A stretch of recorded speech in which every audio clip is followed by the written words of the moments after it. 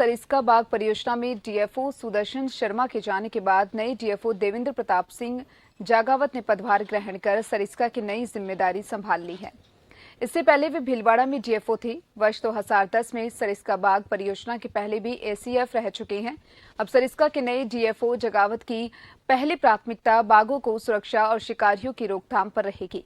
जंगल को कैसे सुरक्षित रखा जाए, इस पर पूरा फोकस रहेगा। हमारे जन टीवी संवाददाता भरत कुमार ने डीएफओ जागावत से खास बातचीत की।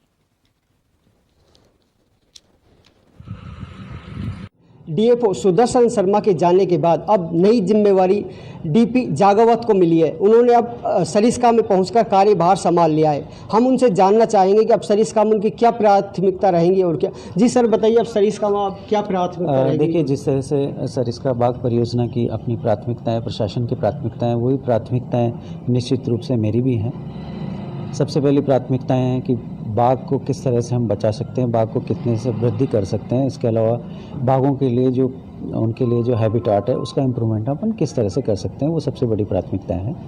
इस प्राथमिकता में ये भी शामिल हो जाता है कि जो मॉनिटरिंग सिस्टम है, हमारा सर्विलांस सिस्टम है, उसको हम किस तरह से अच्छी तरह से उपयोग में ला सकते हैं और किस तरह से और ज़्यादा से ज़्यादा बढ़ा सकते हैं। इस कड़ी में आपको विदित होगा कि पूर्व में भी अपने सरिस्का अभयारण्य में, सरिस्का टाइगर प्रोजेक्ट में टावर्स लगे हुए हैं। इसी कड़ी में कुछ 14 टावर्स और लगेंगे, जिससे 84 कैमरों से सर्विलांस सिस्टम और मजबूत होगा। तो निश्चित रूप से सरिस्का प्रशासन की पहली जिम्मेदारी और पहली प्राथमिकता यही है कि बाघों का कैसे ज़्यादा से ज़्यादा संरक्षण किया जा सकता है, जैसे ज़्यादा से ज़्यादा उनको ऐसे आवास या उनको ऐसी पारिस्थितिकी उपलब्ध करवाएं ताकि उनके ज़्यादा से ज़्यादा कुनबा बढ़े, उनकी संख्या बढ़े।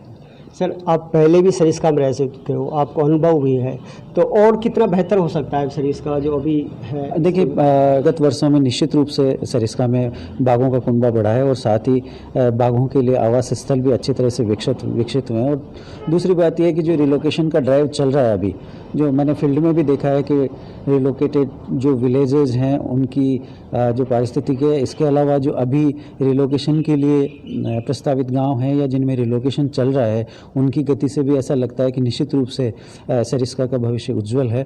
और कहीं न कहीं अगर मेरा योगदान इसमें रहेगा, मैं पूरी टीम के साथ, अपने फील्ड डायरेक्टर हमारे CWL डुल्लू साहब, उनके साथ में जो पूरी मेहनत करके और जिस तरह से हम सरिस्का प्रशासन इसके आवास स्थल को विकसित करने में हम योगदान दे सकते हैं और निश्चित रूप से देंगे। और इसके लिए मैं आशान्वित हूँ कि सरिस्का निश्चित रूप से अपने देश में, प्रदेश में, इसके अलावा विश्व में भी अपनी पहचान बनाएगा।